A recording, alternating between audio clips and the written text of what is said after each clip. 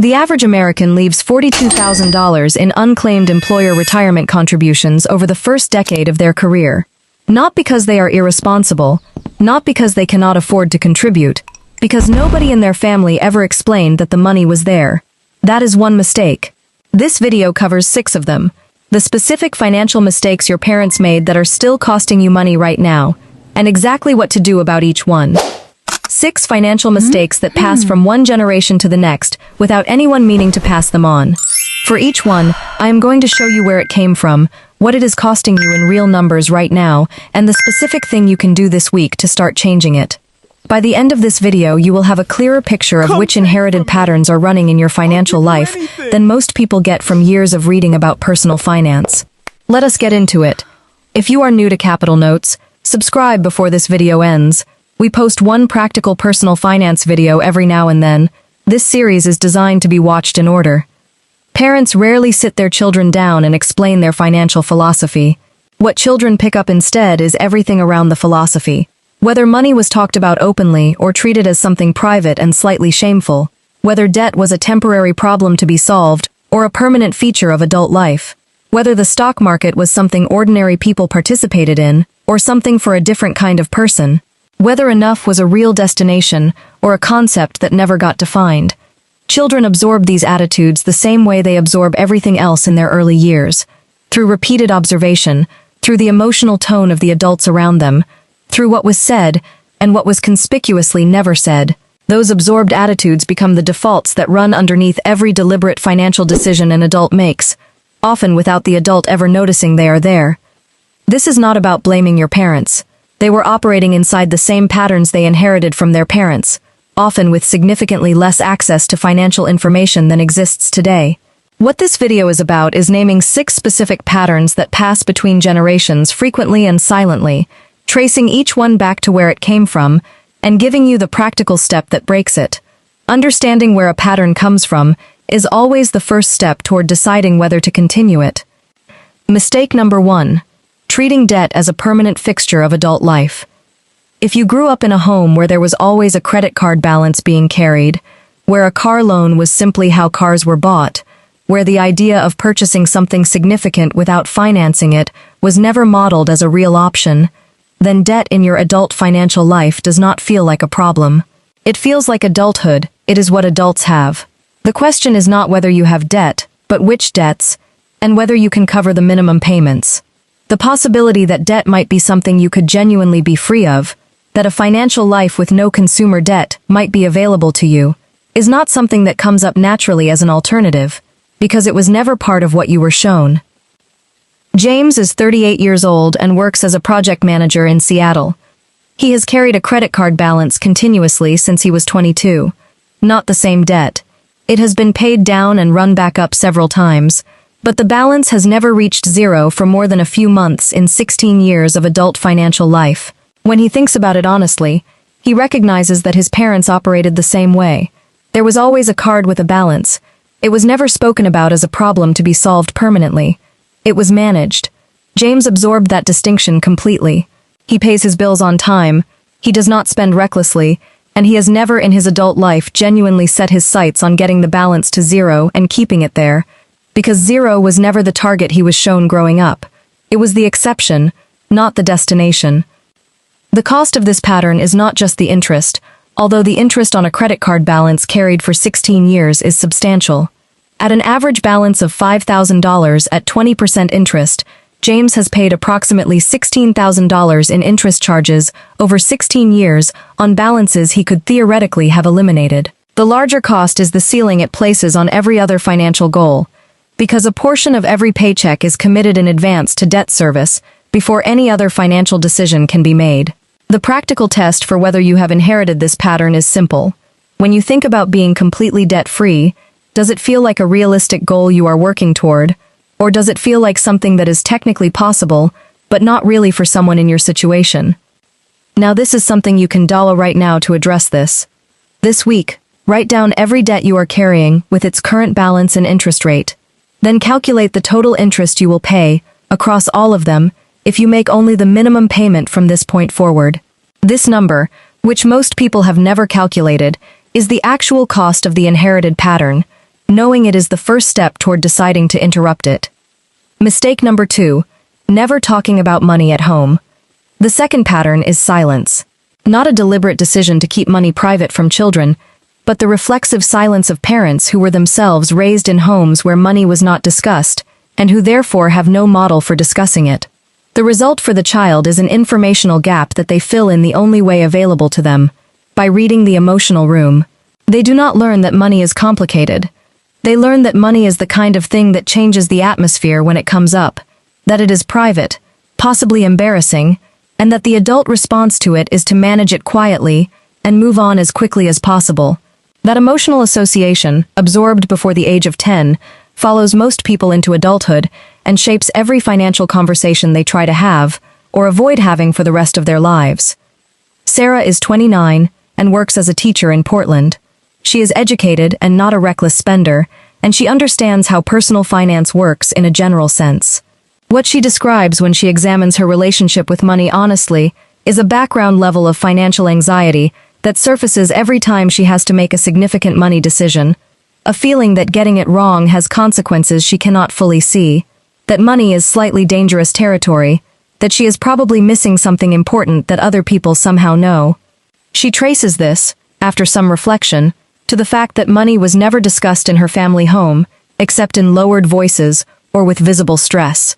The basic financial knowledge that most people pick up gradually, through observation and conversation, was simply not available to her.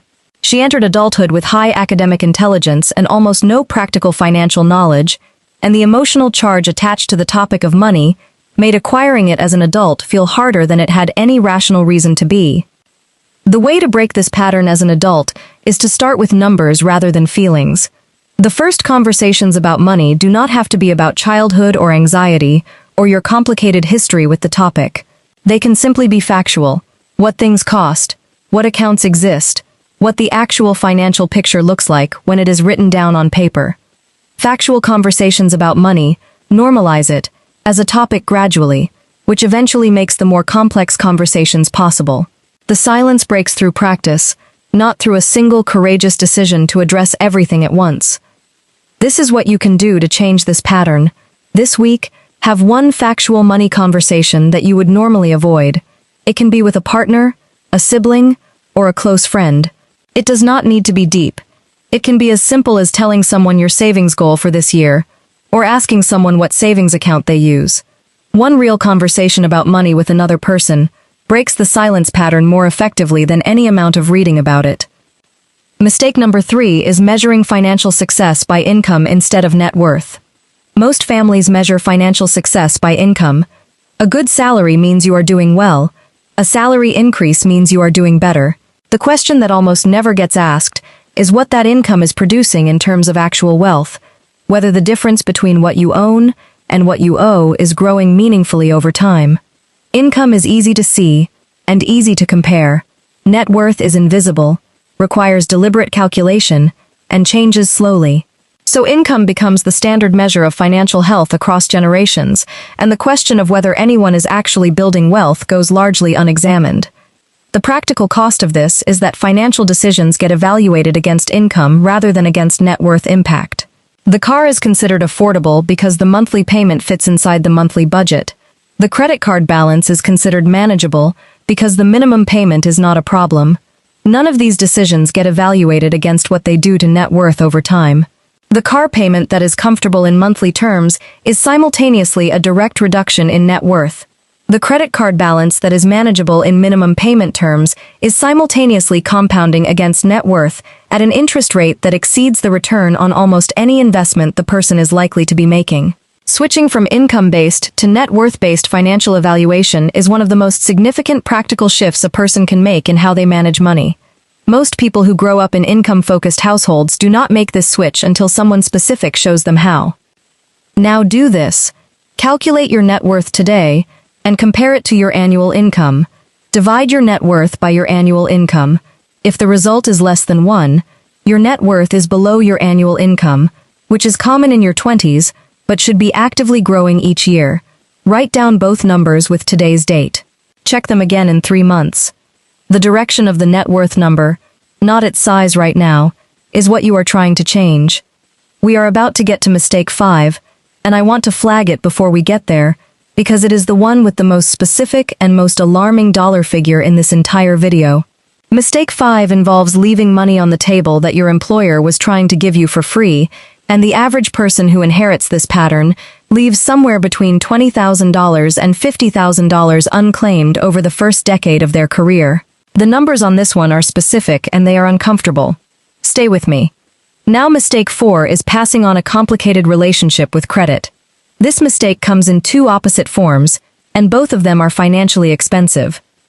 The first is the family where credit was used constantly and casually, where the credit card balance was always there, where financing was how things got purchased, where the child absorbed the idea that credit is simply a tool adults deploy routinely, with no particular risk or discipline required. The second is the family where credit was treated with deep suspicion, where borrowing money of any kind was seen as a sign of irresponsibility, where the child absorbed the idea that decent people do not go into debt, that if you cannot pay for it now, you should not have it. Both of these inherited frameworks cost money in adulthood, just through completely different mechanisms. The person from the first family tends to carry credit card balances indefinitely, finance purchases that would be cheaper with saved cash, and underestimate what borrowing actually costs, because credit was never modeled as something requiring careful strategy.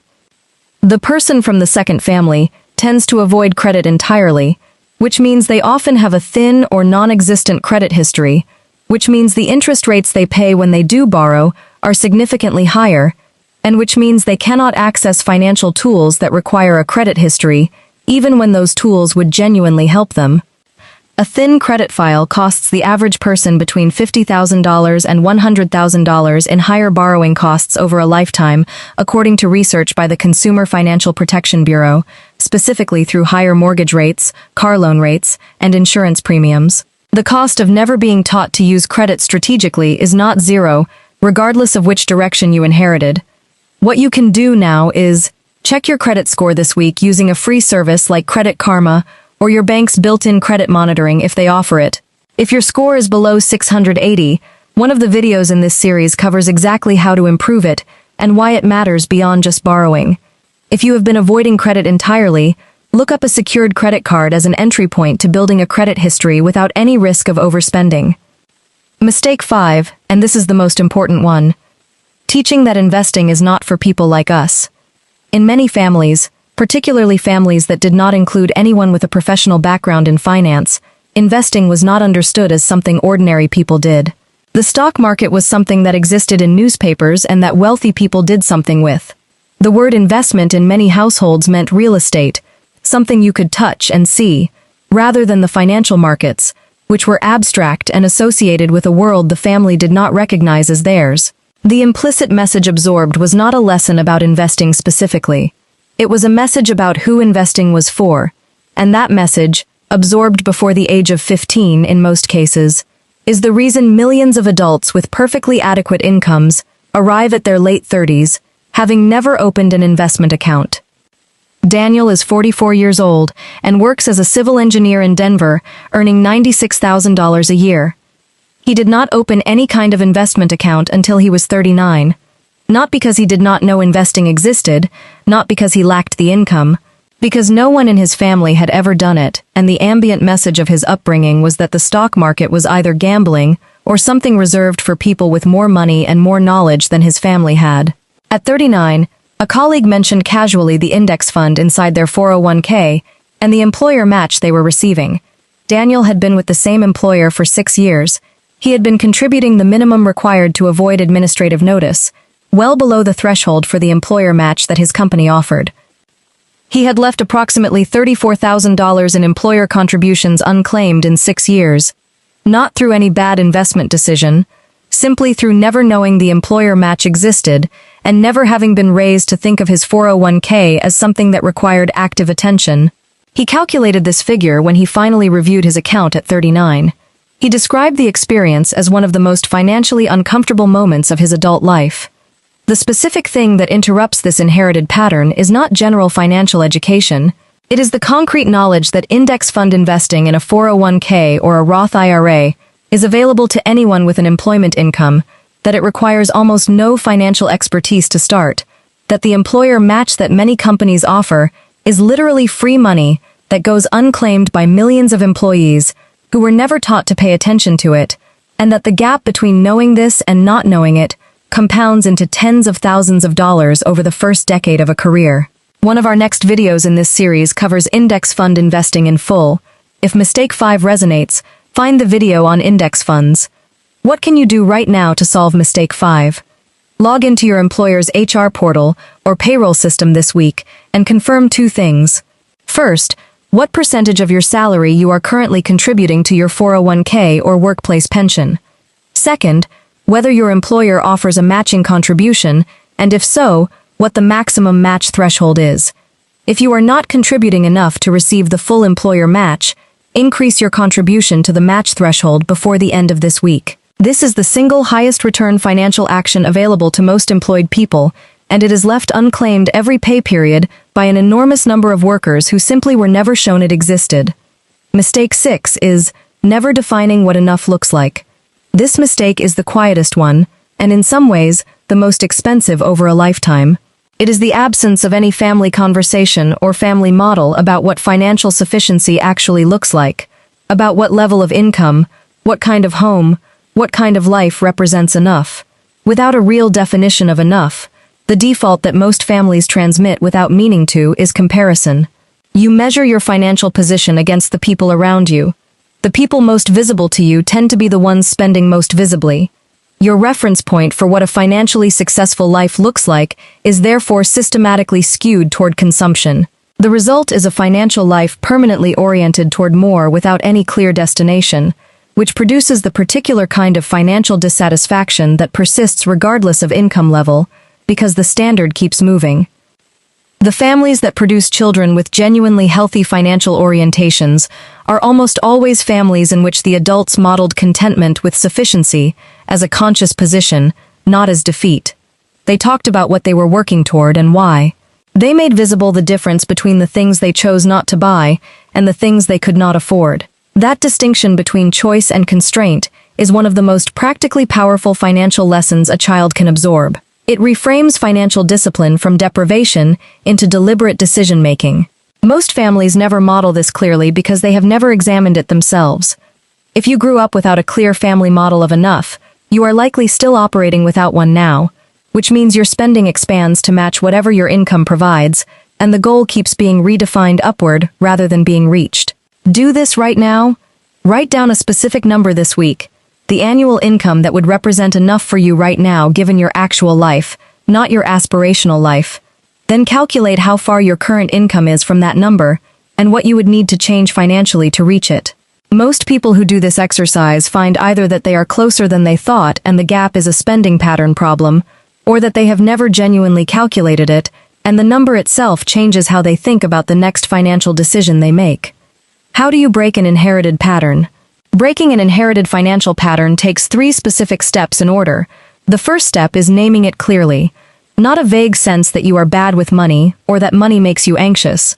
A specific sentence that describes the pattern like, I treat debt as a permanent feature of my financial life rather than a tool I use deliberately. I have never opened an investment account because I did not grow up thinking of it as something available to me. I have never calculated my net worth because I was raised to measure financial health by income. Named patterns can be examined and changed. Unnamed patterns simply continue because there is no specific thing to change. The second step is tracing it to its source without using that as an excuse to continue it. Understanding that the pattern came from outside you, was absorbed before you were in a position to evaluate it, and that the people who transmitted it were themselves operating inside patterns they inherited, is genuinely useful information. It is not an explanation of why the pattern cannot be changed. It is an explanation of why it exists that removes some of the shame that makes examining it difficult. The third step is replacing the pattern with a specific different action, rather than simply deciding to stop the old one. Deciding not to carry a credit card balance without setting up an automated payment system that prevents the balance from accumulating is a resolution without a mechanism. The resolution fails because the inherited pattern fills the space. The replacement has to be concrete, an automated transfer, a weekly financial check, a specific savings target, a written decision rule. something that produces a different outcome without requiring a different decision every time. I want to close this video differently from how we have closed the previous 4. No recap list. Just one suggestion that is worth taking seriously if anything in this video felt personally familiar. Sometime in the next few days, when you have 30 minutes and genuine quiet, sit down and write a short letter to your younger self. Write to yourself at whatever age you first started absorbing the financial patterns we covered in this video. Tell that version of you what you know now that nobody told you then.